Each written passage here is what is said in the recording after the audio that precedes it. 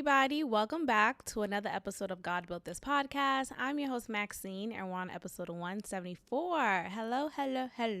Hope everyone is doing well. Let's get into these topics. Jay-Z would like to start a cryptocurrency 101 program at Marcy Projects. Huh? I say? So this is something that's very interesting. I think oftentimes, I'm already starting with oftentimes. It's my favorite word, I guess, next to acquiesce. Anyway, I feel like oftentimes, though, when it comes to cryptocurrency, Bitcoin, Doja Cat, Doja Coin, my bad, I'm kidding. There's a lot of resistance to that. There's resistance to it because it's not what we were raised to understand, right? And even when you go far as to say like entrepreneurship, like there's resistance to that from a particular generation, like from my parents' generation.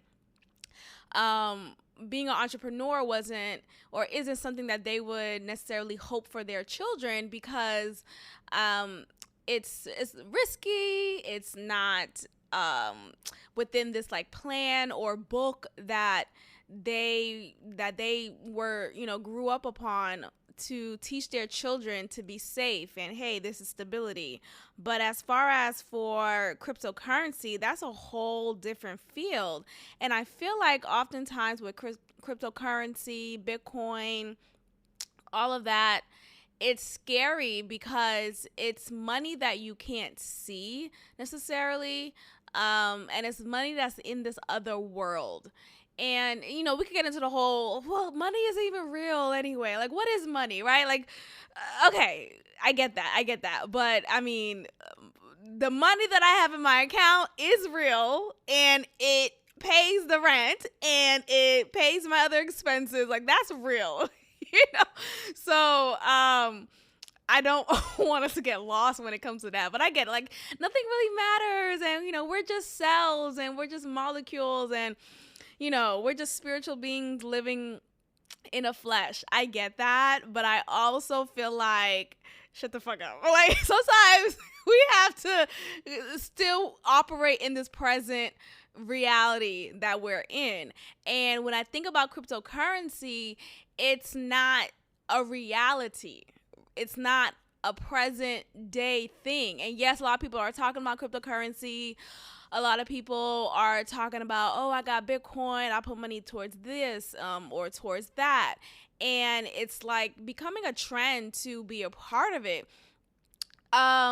Because there have been allegedly some success stories for those who have put money in crypto and they have taken out their money at a good time in which they received enough back. Like, it's just all confusing because apparently in order to cash out, you have to really be mindful of the time period in which you're doing it. Like, maybe cashing out this month will be better than cashing out next month because next month maybe the stock is down or the worth is suddenly devalued, and now the $17,000 that you was going to make is now just $7,000. So but it's like, then how do you know when to cash out, right?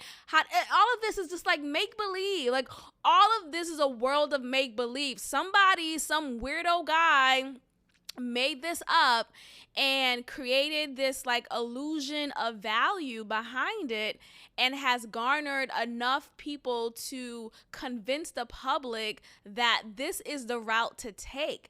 And I think a lot of you no offense, a lot of people, and maybe some people who are listening, like a lot of people are so caught up with it, and it just feels like a world that is not real, right? Like, I watched this podcaster.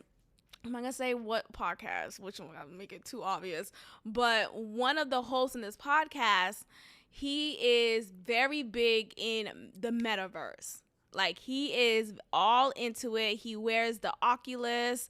He is like a proponent of being a part of the metaverse. He says he goes to the games all the time, the NBA games, and he says he sits right on the floor level, and it's like he's basically there. Like, he's there chilling.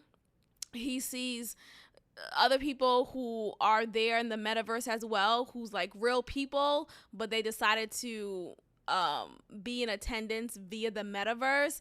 And he feels like, look, this is better than being in person, because you don't have to deal with crowded people.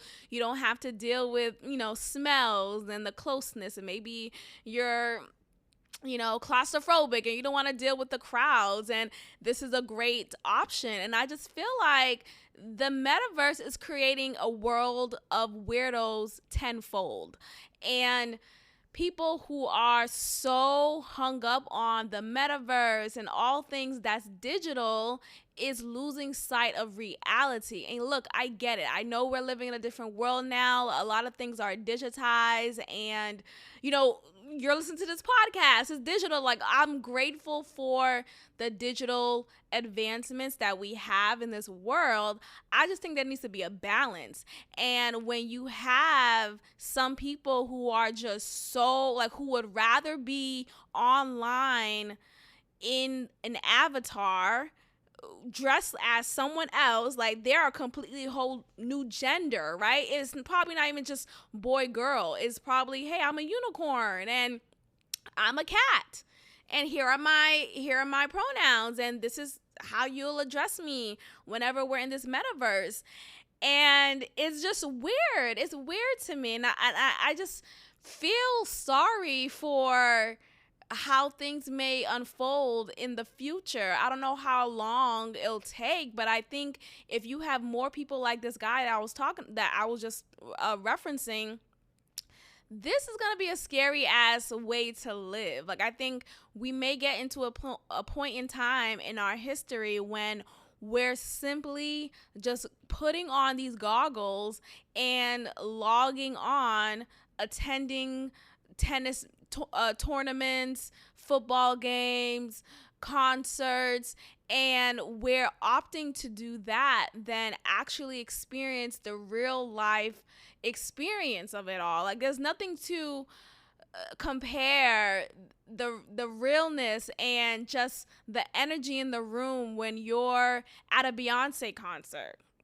Shout out to Beyonce. Her album's coming out soon, and I'm looking forward to it. Apparently, a single's gonna come out by the end of the day when I'm recording this episode. So let's see if I like it. Let's do a quick side note, because Drake came out. I know I talked about it last episode, how his album's gonna come out that day from when I was recording, and his album has been out, and I am just utterly disappointed. I really enjoyed his last album, Certified Lover Boy. I think that was really good, even though a lot of people didn't like it. Like, people felt like it was like this old bunch of songs that he just like threw together. But like, Drake doesn't make songs for men. Like, he doesn't make songs to demonstrate his rap abilities too much. Like, maybe he did in the beginning of his career, but he really makes songs to cater to the girls. And I really liked it. But this latest album, Honestly Nevermind, is really like, you know what? Never mind. Like, you know what? Never mind. I'm good. I just feel like there's this new wave that's happening now of making songs that are more house music-esque. Songs that are specific towards like worldly music that is more international, and just make it broader. And the theory is that Drake is doing that to garner more success overseas and to really cater to that market. And I think it's just ultimately a business move for him. Like, I think people are saying that this album is good for if you're vacationing in Greece, if you're in Ibiza, I think that's how you say it, or Ibiza, Ibiza. If you're, somewhere in Europe, this album is good for that. And if you're someone of a particular credit score, this album's not for you. And I just feel like, shut the fuck up. Like, I just don't like this whole like elitist perspective that people are putting upon this album. Like, oh, if you have a certain amount in your account, then this album's not for you. Or, oh, if your credit score is looking like this this album's not for you. Like, no, the songs are whack. I told Alexa, I don't like to say that name too loud because she may come up like, hey, what's up? Like, you're a robot. Fuck. No, but I told Alexa, hey, play the latest Drake song or Drake album. And as soon as the first song or first instrumental ended, and it started with this like worldly house music, New Jersey bop, I was like, Alexa, stop playing, stop. Like, I immediately told her to stop, because what in the fuck? I waited to midnight. I didn't wait till midnight, right? I was already up, and it was midnight, so I'm like, oh, let me check it out. And I was utterly disappointed. Anyway, let's get back to Jay-Z. So I'm going to go ahead and read what's going on. So Marcy Projects, for those who may not know, is a housing project in Bed-Stuy, Brooklyn. And this is the public housing development in which Jay-Z grew up in. He is frequently or has frequently referenced this housing development in his music. He represents it. He's not ashamed of his background. He's very open to his humble beginnings and how he was able to create this life for himself as someone who grew up in Marcy Projects. And it's very commendable, right? Like, he was able to really create this wealth that statistically people from Marcy Projects may not encounter. So Jay-Z decided to go ahead and partner with Jack Dorsey, who is the founder of Twitter, to create this Bitcoin Academy. And they describe it as a series of free financial literacy. And it's courses designed exclusively for, 2 Marcy tenants for the summer.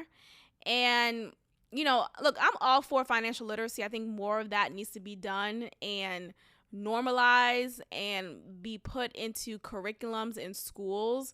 So it's unfortunate that that's not a thing. That's not normal yet. But, I like that. But I feel like the title of it being Crypto University or Crypto Academy or Bitcoin Academy specifically is just very strange to me. Like, why is it financial literacy specifically for crypto coins? Is it financial literacy specifically for that, or is it financial literacy overall? Like, what is the literacy going to contain? Like, what does that really mean? Are you going to teach me how to raise my credit score, or are you going to teach me how to invest into this stock market? And I feel like residents in this housing unit have other priorities that they would like to focus on. Like, I'm seeing a lot of like mixed responses when it comes to this. Like, oh, that's like a broke mentality. You gotta invest. You have to, put your money into stocks and put your money into Bitcoin and all that. And I feel like, no, the fuck you don't. Like, I think that's not the first thing to think about. Like, first of all, get me a stable job, right? Like, if you're someone living in Marcy housing unit, maybe you don't have a stable job yet. Maybe you are just starting a career. Maybe you're still figuring it out. And the first thing I don't feel like you should do should be invest into crypto, into something that is not safe. It's not like I'm hearing, and maybe I need to be educated. So please educate me respectfully. But I think there is just so much risk in crypto coins and just cryptocurrency overall. I'm hearing now that the stock market is depleting or suddenly down for crypto coins. And now that is it's risky, and they're describing it as like a pyramid scheme. So like the more people, and you know how a pyramid scheme is set up, the more people you get signed up, you make money off of them. So the more people who you're able to hire or be a part of your team, quote unquote, you get money off their backs because of that. So you get a percentage off of how much they make or contribute to the team and the overall goal.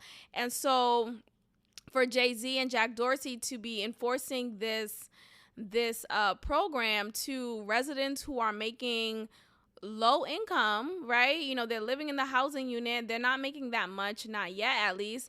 And they're just doing their best to get by. And now you're telling me, hey, you should put your hard-earned money all into this online account where it doesn't really mean anything yet until you cash it out at a particular date. But make sure you don't cash it out earlier, or if you don't cash it out at this date, you lose out on the money. Or it's just like all these like freaking rules, but it doesn't make any sense, dog. Like it doesn't fucking make, like, come on, let's, okay, boomer, maybe I'm a boomer right now, but it doesn't make sense. It doesn't. I'm not in this trend. It doesn't make any sense to me. And when you tell me this money doesn't necessarily, like, it could transfer to USD, but it doesn't really mean much, right? Like, if you transfer it right after you invest, then you basically wasted your time. Or I don't know, like, I don't understand it. It doesn't make any sense to me. And I feel like if it's that complicated, then it's fishy. That's my perspective. If it's that complicated, then it's fishy. Anyway, this is a direct quote from a resident at Marcy Project, and she is a 58-year-old retiree, and she says verbatim, "It's kind of late to be doing that when people are trying to hold on to their dollars and everything is so expensive. People don't want to be investing money knowing that they might have a chance of losing it." And that's really what I'm saying. Like, it's about knowing, hey, am I going to be covered if I put my money into this field of crypto? Am I going to be good? Or am I going to be out for dinner, out for shits because I put my money here and now I don't have any money left over to pay my bills? And I think these like systems that's in place is more so beneficial for those who have money to spare, who does have well enough of coins to use and invest into cryptocurrency. But if you're tight, you're somewhat living paycheck to paycheck, if you're barely making it by, you're not thinking about investing. And maybe that's a bad way to think about it, but I think there needs to be another solution presented, right? Like, instead of you teaching me or borderline coercing me to be a part of this program and to invest and to yada, yada, yada, how about you provide me with an opportunity that can make me money that is, not to say that crypto's not legal, but that is legal and that is tangible, that is real, instead of making me just like wish upon a star. Like, people aren't going to think that far into the distance. And it's not to say that it's not beneficial. I feel like with cryptocurrency, I don't know. I just feel like you have to already be in a point in your life, respectively,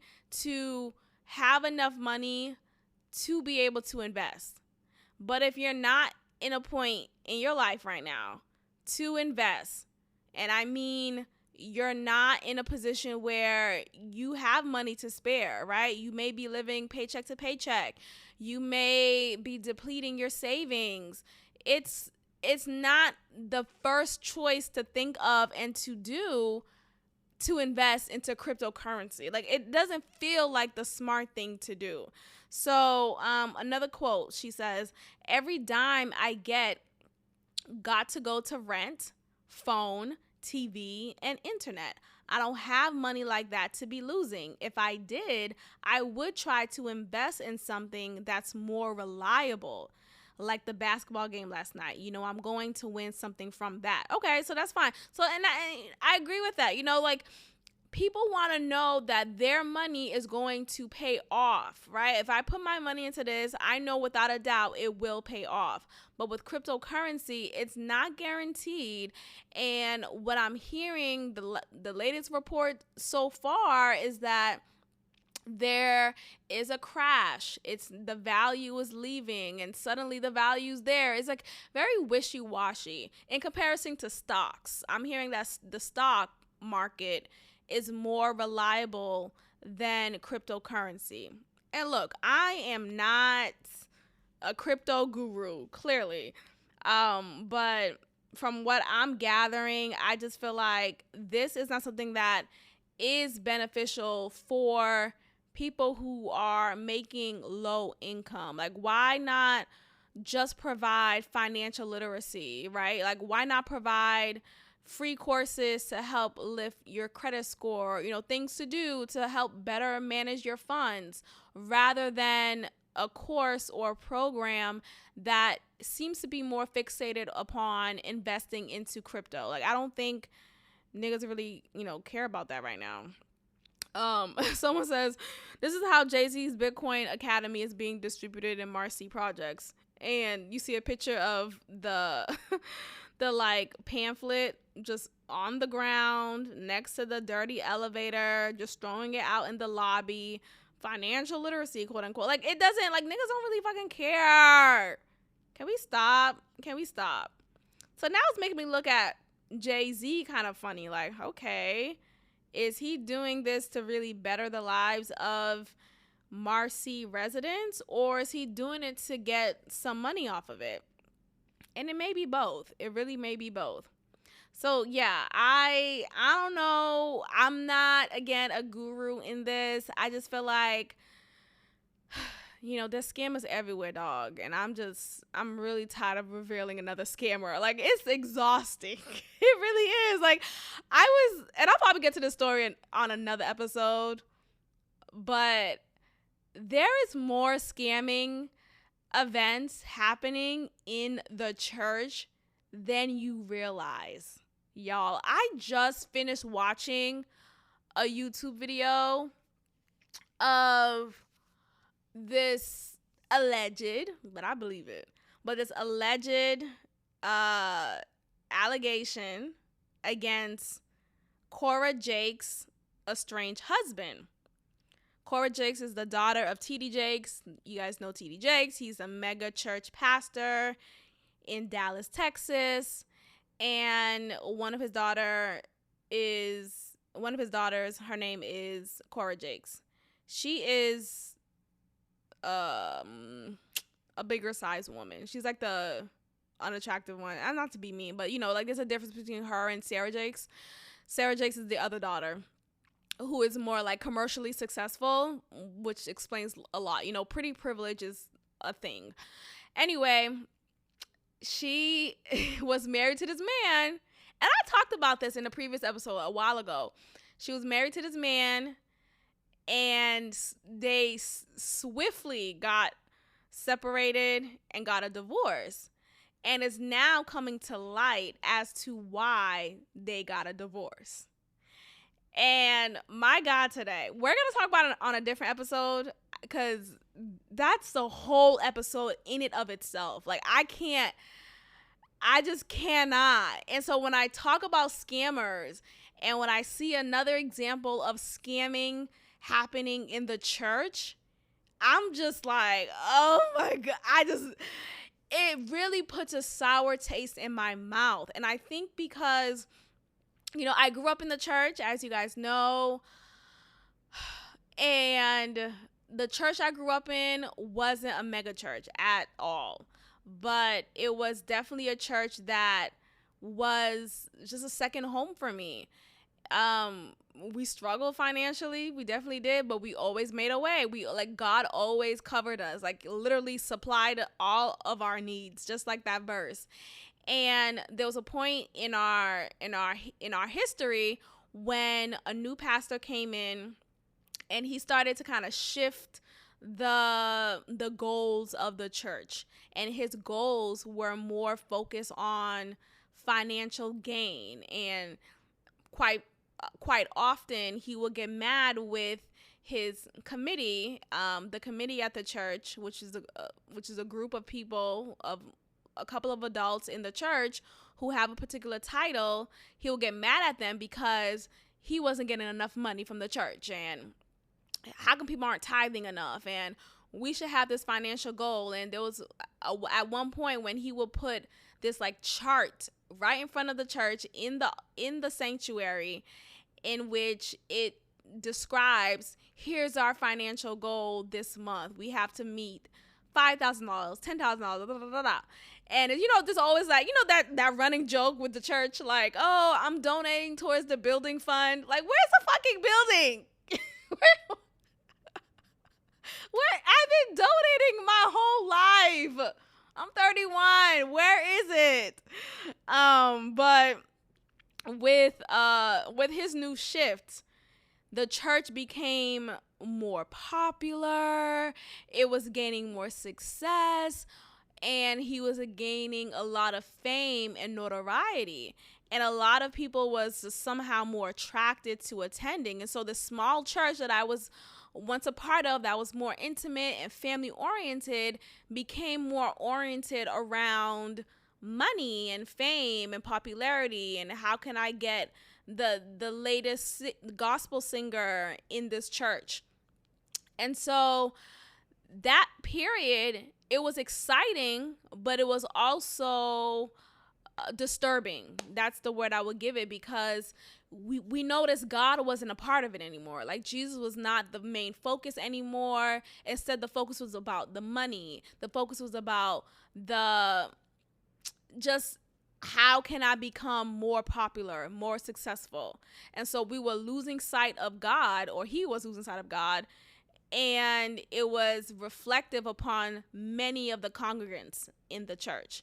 So I say that to say, I think oftentimes when we think about the church, there is this just grand opportunity, unfortunately, to scam, right? I'm going to scam you into paying me more. I'm going to scam you into getting what I want and need from you.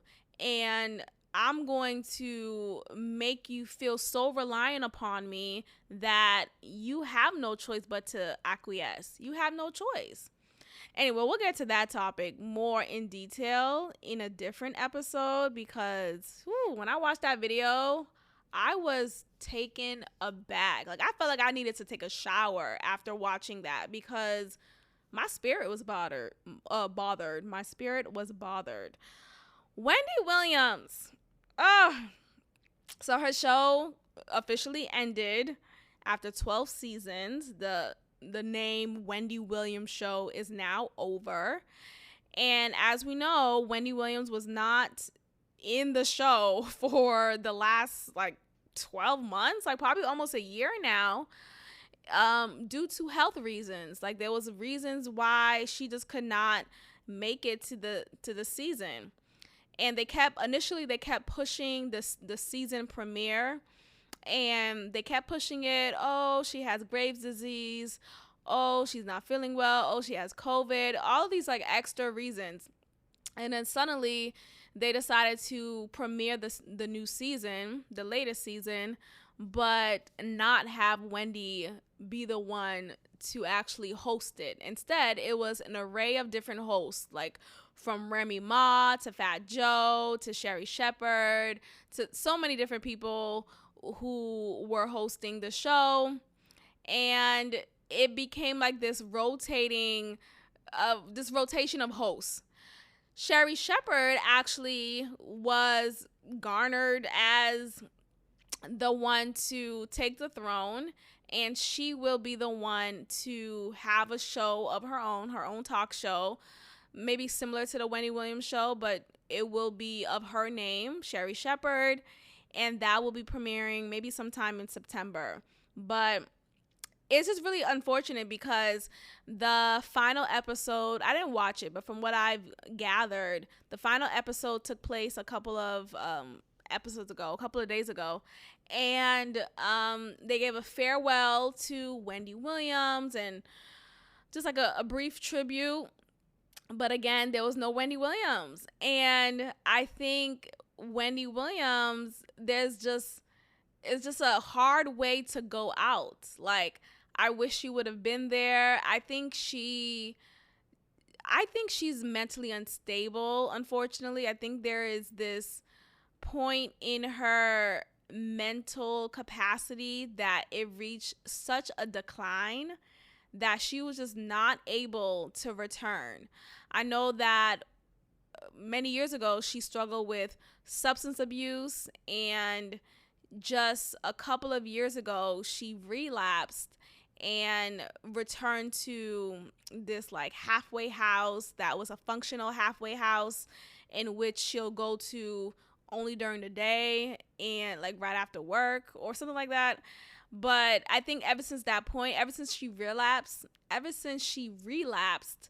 she was never the same. Like, I think that was the starting point of her decline, and her not returning. Like, she already was experiencing health defects, her Graves' disease, her thighs, her feet, like just like weird stuff. And for her to also be battling with being locked out of her Wells Fargo account, like she is no longer of possession of her financial accounts anymore, because somehow lawyers or whomever was ahead of her financial team locked her out and proved to the judge that she was not stable to be the holder of this account, and so she needs to relinquish her ownership to Wells Fargo. And it's just like strange. Like, it ends with so the Wendy Williams show ends with only a video shout out to Wendy Williams. And so you have this whole show named after her. Of course she didn't own it, because that's just not how things work. And she just never had a way to get back into it. It's just I think it's what's that thing? It's cautionary tale to not do drugs, right? But overall, to just be in the right mental headspace if you can, right? I think sometimes with mental disorders or personality disorders or whatever it is, if you continue to abuse yourself, then you'll be at a point in your life when you have no control, literally no control. And that's what's happening here. And that's what has happened. So she has been replaced by Sherry Shepherd. And that's it. It's like as if like Wendy Williams never became who she became. Like the way that it happened was just such a slap in the face. And I think, Wendy Williams is not in the right headspace to return. I don't know what it is, but you don't really hear from her. I'm not really looking at her account. Like, I don't know. I think it's kind of like creepy. Like, oh my gosh, she hasn't been on her show for months, and there's still no clarity as to why. We presume that it's her health reasons and whatever, but I think it's some funny business going on. I feel like maybe the company, I think it's Viacom or whoever is the TV production, I think they probably just kind of X'd her out. So I wish her well. I really do. I really enjoyed Wendy Williams' show when she was on it, when she was hosting it. I think it was a part of my routine for a couple of years, and for her to just be gone in this manner is very disappointing. So I'm sorry to hear that. Okay, let's talk about these animal stories and these dead cattle, dead cows, and I don't know what's going on, but something's fishy in the waters. So let's go ahead and look into this. So there is, let me pull it up. There's a couple of videos of cattle just suddenly dead just suddenly like laid out dead. And when you look at the cattle like laid out on the ground, it looks very scary. Like it's in a movie type of thing, you know? But then it got me to thinking, are y'all gonna still cook it? Are you still gonna heat it up, cut it up, you know, make a meal out of it? Is this still gonna be in the grocery store? Should I just completely fast from cattle, from beef altogether? Because, oh my gosh. So, according to this report, at least 2,000 cattle dead in Kansas heat. So that's just weird to me. Like, first of all, Kansas was never that hot before. Like, what are you talking about? So just 2,000 cattle just immediately dead, just fall out dead. So, you know, I'm putting my conspiracy hat on, right?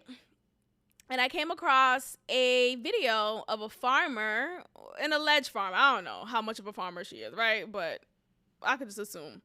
But I came across a video of a farmer who said that she was approached by somebody. I don't know who the person was.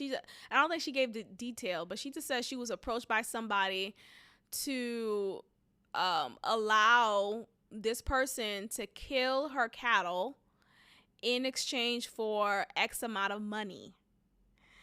And I don't know if she agreed to it. I don't know if this is her farm, but this just speaks to that maybe this is the reason why there's 2,000 cattle suddenly dead, right? Like maybe there's something to it. So I don't know what this means. Like, why are you, but again, you know, bioweapon, right? I was just talking a couple of episodes ago about the hormones to stay away from and different foods to consume and not consume for the betterment of your health. And for this cattle travesty to take place, there's something to it. I don't know the answers to it. I don't know what this means, but maybe this means to lay off of meat for a while. Maybe just stick to seafood. Maybe this is, I don't know, maybe just stick to organic meat if you do, you know, still dabble into meat eating. And I'm not here to tell you what to eat necessarily. You know, I'm just here to bring information and you do what you want with it. But I just think that's very suspicious. And I know they're not just going to just discard the cattle, right? Like, what are you going to do with 2,000 cattle? And heat, Kansas heat was that hot that day for 2,000 cattle to suddenly just drop dead. When I tell you drop dead, like on the ground, it's very freaky, y'all. Like very freaky. And I'm reading some of these comments. Let's see. I don't know. It's just very freaky. Some people are not really talking about it too much. But I've seen a couple of videos of farmers who have said that they've been approached by some people or a particular person, whoever that person is. And that person said, hey, you let me do this, I'm going to give you X amount of money. I don't know how much it was. I don't want to give a fake amount, but like, what the fuck is going on? What's going on?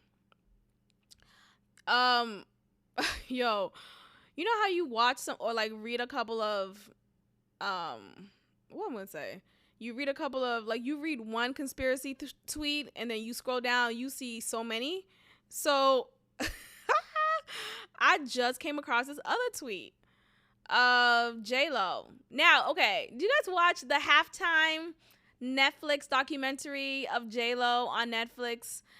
It's very interesting. I thought it was very good. Shout out to Ben Affleck for being a part of it. Like, okay, you better be there for your new wife. Hello? Yes, to new wives. But so anyway, catch it. J-Lo was talking about how it's called halftime because it focuses on the events that took place to her halftime show of the Super Bowl in February 2020. And she was actually upset that they decided to have two women to share the halftime show. So it was J-Lo and Shakira. And I remember watching it live and I was like, oh, okay.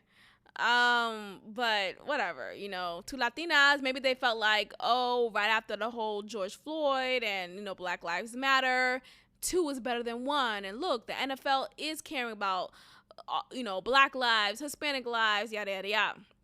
Anyway, so shout out to that documentary. I thought it was very interesting. And I kind of felt bad for J-Lo because I didn't realize that she realized how much flack she got because she wasn't like this like Aretha Franklin type of voice. And she said in the beginning of the documentary that she knew that she was not as great of a singer as one of her sisters, and she knew she wasn't, there was something else that her other sister has that she knew she didn't have or whatever, and she was only put in a box of, hey, I'm a great dancer, I could be a great athlete. And that was what her parents kind of instilled in her as well, like, oh, you're good at dancing and you could be a good athlete too if you wanted to as well. And J-Lo wanted to do more, of course. So, and that's what she did. She really ended up doing more. And I really like J-Lo. I really do. I think she's a great actress. I like the movies that she's been in that I've seen.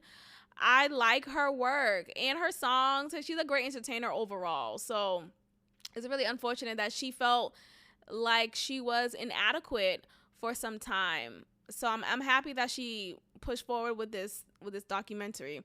Anyway, so this is a tweet that I just came across, and in the halftime show, she included her 14-year-old daughter, and actually, no, she wasn't 14 then. I think she was like 9 or 10 or whatever, and her daughter at the time was dressed like a regular young girl, very cute. She had a skirt on, and her hair's in a bun. She had a little makeup. She got some boots on. Like, she looked like a little girl. And now, 2022, there's this recent picture of J-Lo's daughter, who's now 14 years old. And maybe this is a joke because this doesn't even look like her daughter, honestly. It looks like, I don't know, but it looks like someone who is a young boy who may be gay, and this person, I really don't know if it's a girl or boy, and I don't think it's her daughter. I don't think so. Yeah, that's weird. She looks totally different if that's her. If that's her daughter, she looks totally different. And the conspiracy is that, oh, now her daughter's gay and now she's dressed as a boy. And the mic that, if this is her daughter, the mic that she's holding is decorated in rainbow colors, and I don't know. Oh my gosh, is this really her daughter? I'm trying to read these comments at the same time. I love J-Lo, but you can guess from the pictures that her young daughter thinks wanted to cover up her body or not being comfortable as a sex symbol must mean you're not. Oh, whatever.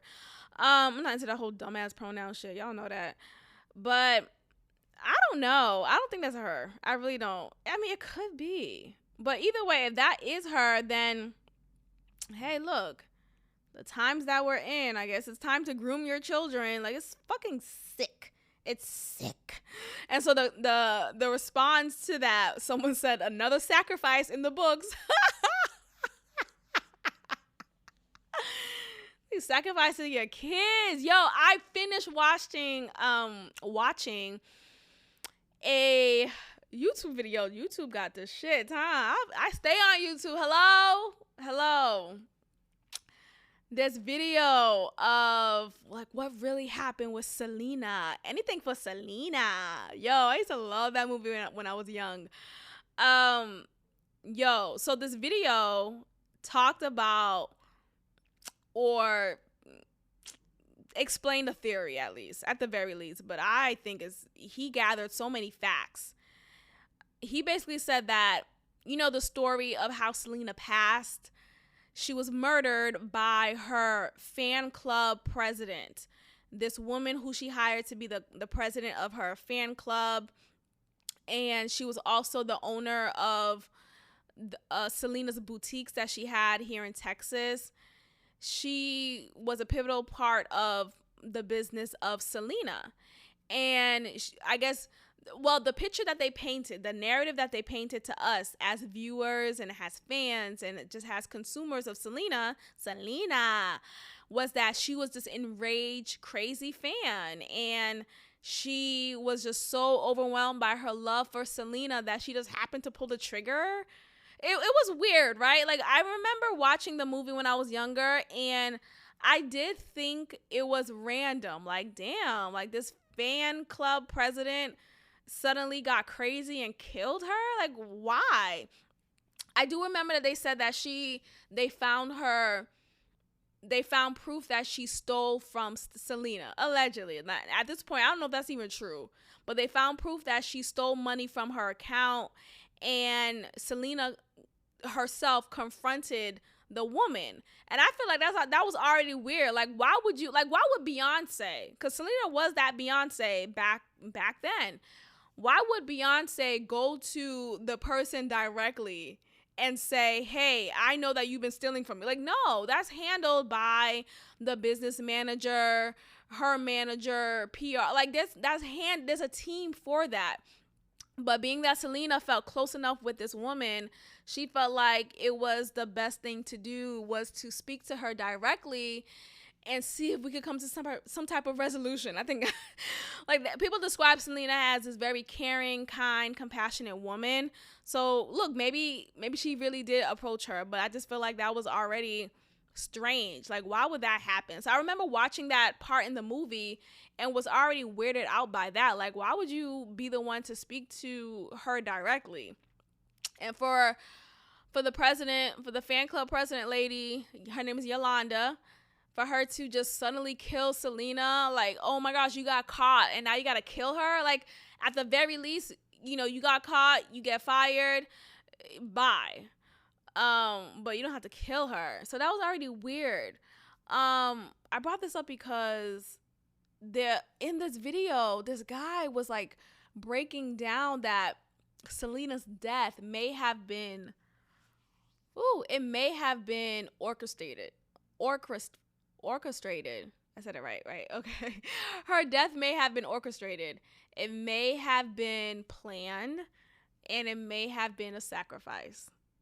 And the way that he breaks down the reasons why, oh my gosh, y'all. I don't even want to get into it, because when I tell you, I was shaking in my boots like, wait, what? Like, I didn't even think about that. But it makes sense now. It really does. And I feel like with just the awareness that I have of how things move in the music industry, from like secondhand experience, right? I don't know it from firsthand, but from secondhand experience, it all makes sense. And it just makes me just so sad, honestly, because it's like, damn, nothing that we see, nothing that is told to us is exactly what it is. Like, you really have to do your own research and have your own questions and go down your own rabbit hole to figure out what the truth is before you immediately believe what the media tells you to believe. Like, you really can't believe anything that's on the news, dog. Like, you really can't. So I was lied to. Selena, anything for Selena. Like, what? I used to love that movie. When I tell you, I will watch that movie like time after time whenever it came on TV. And at that time growing up, I didn't have cable. Like, we didn't have cable in the house. And so having Selena suddenly pop up on Fox or UPN or CBS, it was like, okay, well, let me go ahead and watch this then. This is our cable. Ciao. Anyway, so going back to the whole animal story, right? So now, after the whole cattle thing, right? Elephants are apparently, I didn't really know much about elephants as far as like how they operate, but from what I've gathered is elephants are animals who remember every detail. Like, they remember things for a long time. Their memory is long. And I think that's pretty cool, right? That's a fun fact. So apparently something happened in India, and I'm gonna see if I could find it. Elephant reportedly returned. Okay, there we go. So something happened in India, and a woman happened to have been a part of the poaching of an elephant baby.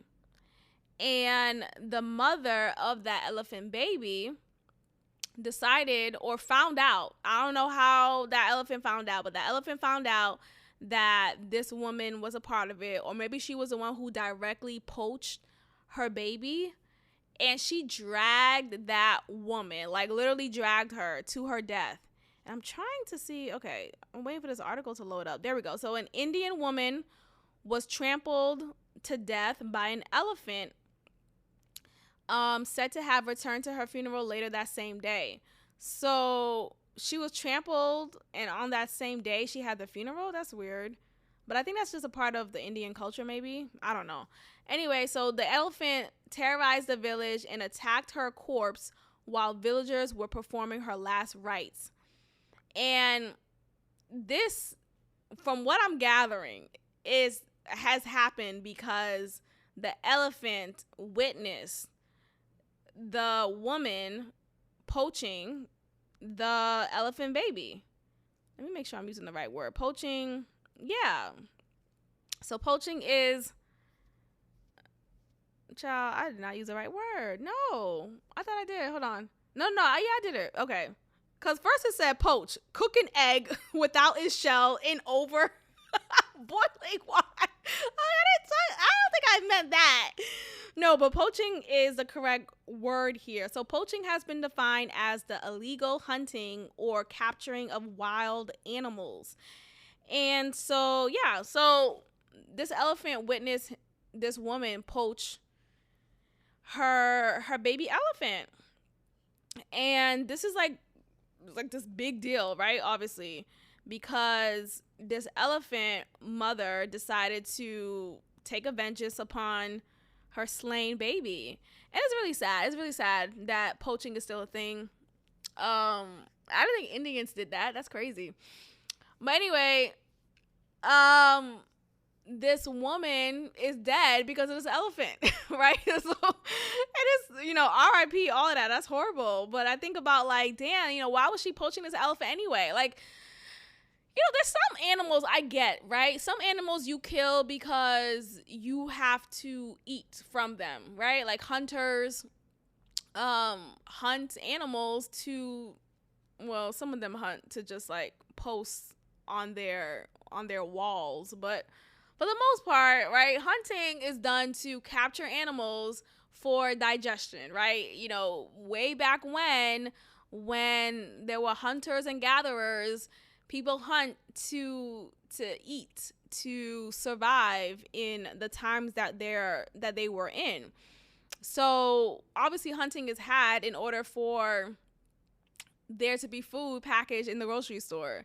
So I'm not necessarily opposed to hunting, but I think when it's like this difference between slaying a cow than slaying a giraffe. Like, damn, like some animals should be reserved. Like, and maybe that's animal discrimination, right? Like, damn, why can't a cow be given the same courtesy? I get it. I do get it. Like, if you want to get sentimental, but I do think sometimes though, as humans, and some humans in particular, like I feel like some like white people in particular, but I know like other people, like aside from white people, they like to apply human emotions in animals, thinking that, oh, animals are feeling the way that humans feel. And maybe that is true. Maybe I'm wrong. Maybe I'm being apathetic. But look, you gotta fucking eat, dog. Like, I'm tired of this shit. Like, and I just feel like we have to be honest. Like, I know some people say, oh, well, dinosaurs, or some dinosaurs at least,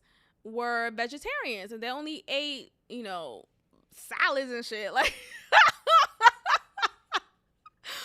but, like veggie shit, fish, light stuff.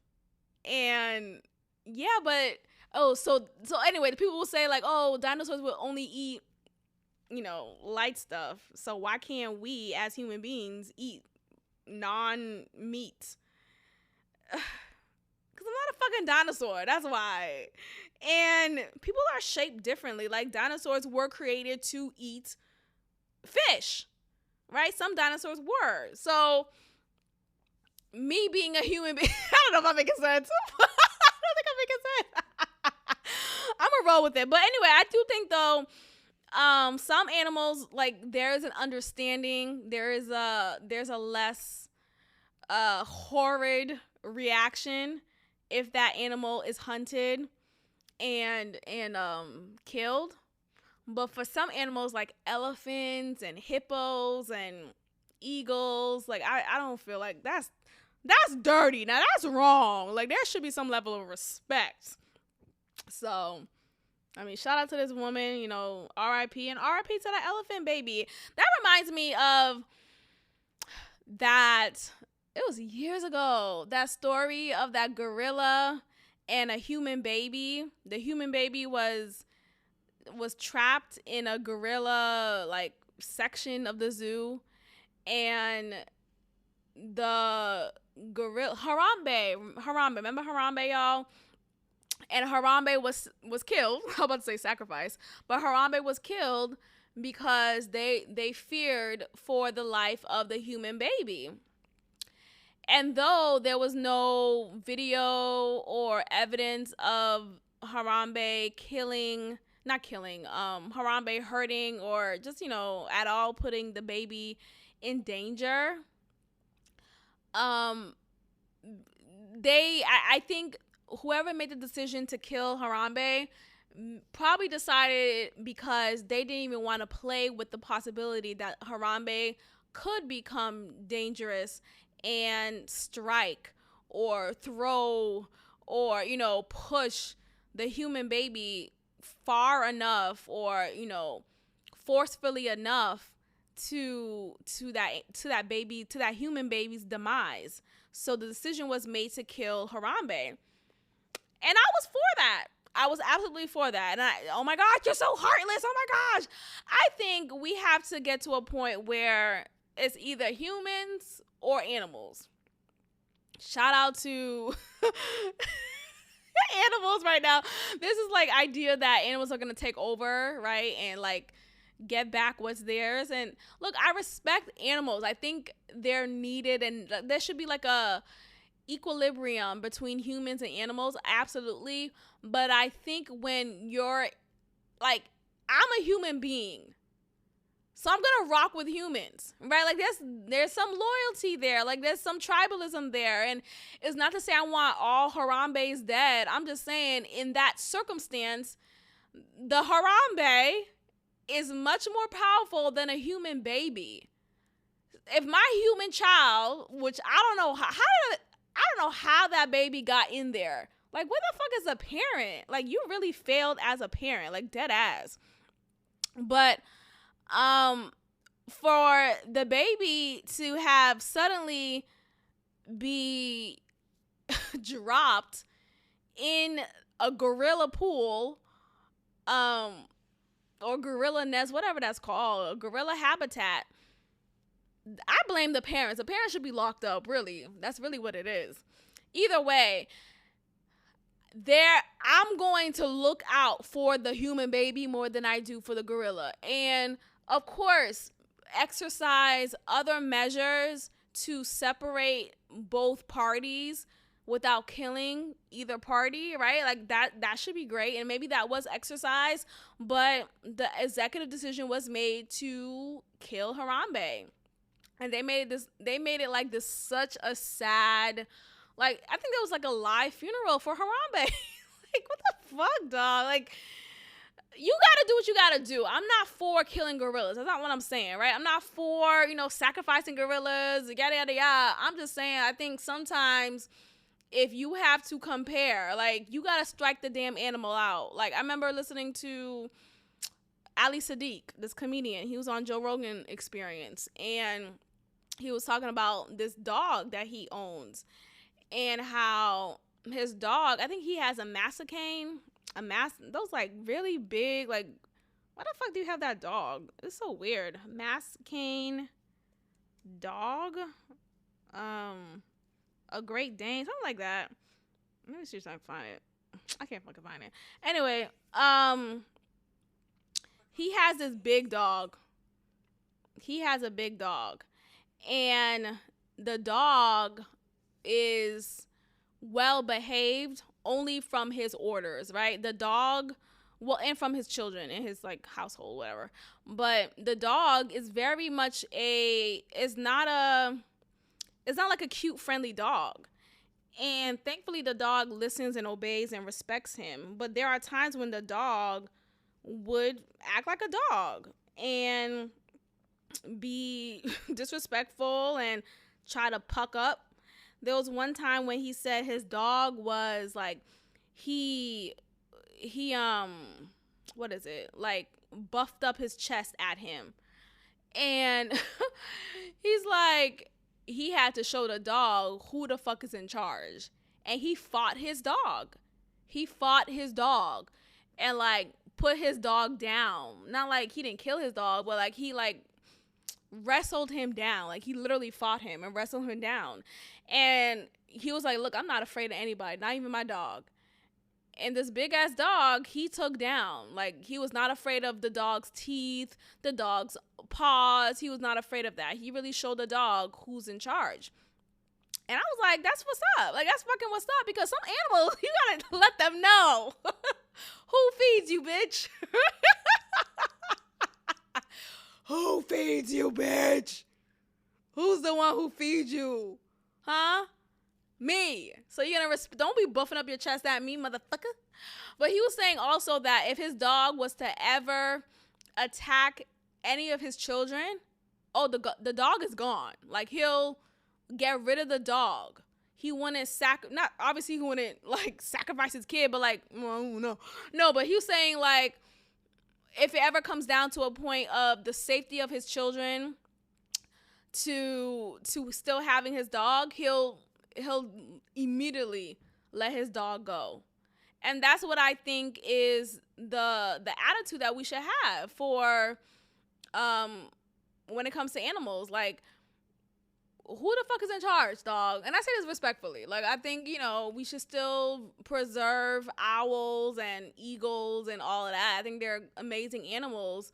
But if if it comes down to it, like if my human baby is in a gorilla hut, trapped, you better by any means protect and preserve my human baby.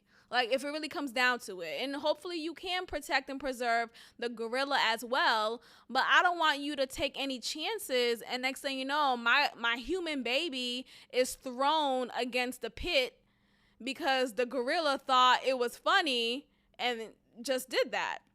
I know some people say, I know gorillas have human mannerisms and they have human emotions like us. And maybe the gorilla was able to realize that, this is a human baby. I have to be gentle with it. Like, I don't know. I don't know how they think. Like, we can only make assumptions, right? Like, I don't think, as far as these, like, scientists go and, like, animal, like, experts or whatever they're called, there's really not much of a, like, no one knows definitively what an animal is thinking right now. People be like, I know what my dog thinks. My dog is feeling like this right now. Are you sad right now? No, the dog is just dogging. Like, I don't know. Like, I don't feel like we really know. Like, do you really know? You're just projecting an emotion upon them and you're creating this scenario. Like, I really think that's what it is.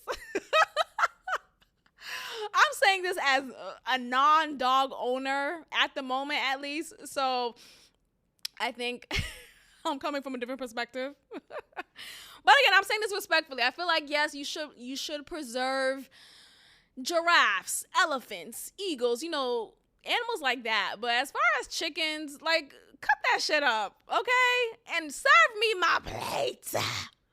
I want my wings and I want them flat.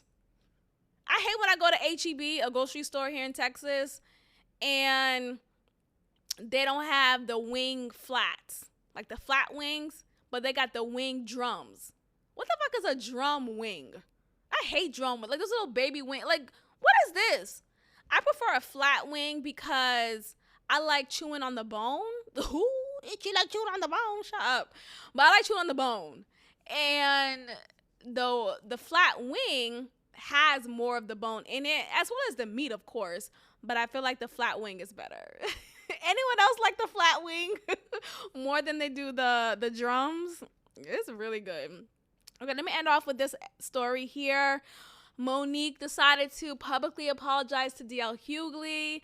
It is settled, right? But let's see if DL Hughley responds to it. Her apology, though, she could have kept that. She really could have kept it. I feel like it was aggressive. She was saying, oh, because I brought this up publicly or because I addressed him publicly, I have to be a woman of my word or a woman of honor. And I'm just like paraphrasing. And she was saying, so she started off like that. And then she said, I want to apologize. So you know how she talks, like very heavy and just like harsh. But this time it was like still very heavy and harsh. And she was doing it as a part of her stand-up set. So it's like, is this really an apology? Like, what's going on?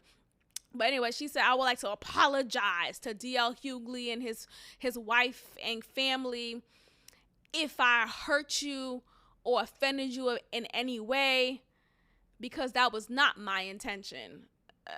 Okay. Yes, it was. Yes, it was. Like, can we stop? If you're going to apologize. Like, if you're not, then don't. Then don't fucking do it. Some people say that, oh, because Monique is now affiliated with 50 Cent, she's a part of his upcoming project. I don't know what it is. But anyway, people are saying that 50 Cent coerced her to apologize and make that apology public. And so that's what she did, allegedly. Like, maybe that's the reason behind it. But she did apologize. There's a video on it, so go ahead and look that up if you would like to check that out. But those were her words in her apology. And I feel like apologies, like, I'm sorry if I, like, these, like, qualifiers are just, like, so full of shit. Like, keep your fake-ass apology. You know, like, own it. Recognize, hey, you did hurt me, or your words were hurtful, right? Whether the other person want to admit that they were hurt by your words, still recognize, hey, I didn't speak to you with the respect that you deserved, and for that I apologize, right? Like, that is a way to apologize, instead of I apologize if I hurt you, you know, if that. It's just, nah, what are you talking about? So anyway, so she said that apology, like I said, it was quite aggressive. It was quite harsh. I think it lacked the sincerity that it needed.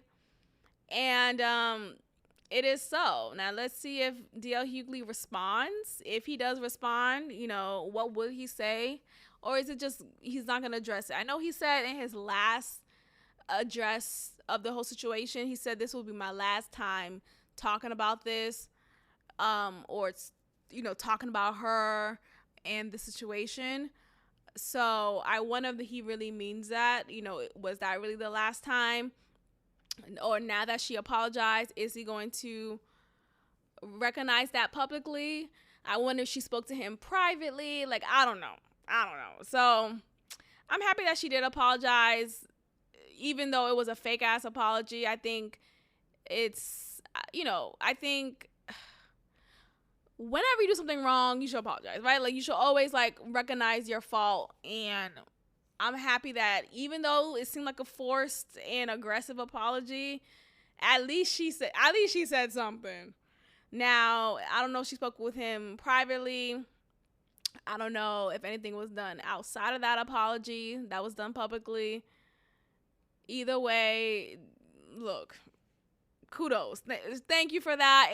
I like that she did it, because even though I don't agree with how she did it, I think it just helps put a cap into everything that took place, and it helps all of us to kind of move forward from it, just as the public who was invested into it. So, you know, I just wish her the best. I really do like Monique. I think she is, you know, she loves us for real, right? But I really do appreciate her, and I'm happy that she won that Netflix settlement. And people trying to say, oh, she only filed because she was gonna get money from it, and that was the point. Like, what are you talking about? Like, the point was to recognize and make people recognize that, hey, Netflix is being wrong and being discriminatory against Black women, and so I'm going to file this suit so that they won't continue this practice. And when you file a suit, there is money that is exchanged typically, right? You settle on something. They give you money. Maybe there's an agreement upon a new project that she may have coming up, and maybe they gave her a set amount of money to be happy with. Like, I don't think it's a big deal. Like, people try to say, oh, she's sold out, yada yada yada. I don't know. I don't think it's all that deep. I think naturally you will get an exchange of money for cases like that, right? If you're filing a suit to demonstrate discrimination and how you wasn't paid properly or wasn't given a fair offer, naturally the end result will be given a fair offer, right? I think so. So that's my take on it. Anyway, you guys, thank you guys so much for listening. I'm going to go ahead and end the episode here, and I will check in with you guys next time. Continue to support this podcast by clicking the link in the show notes, by becoming a patron, donating to this podcast if you so choose. I appreciate any type of support. Tell a friend, promote it on social media, and I will check in with you guys next time. Peace. Thank you for tuning in to another episode of God Built This Podcast with your host, Maxine. Be sure to leave a review, give me 5 stars, and of course, subscribe. Also, follow God Built This Podcast on Instagram at God Built This Pod. God bless.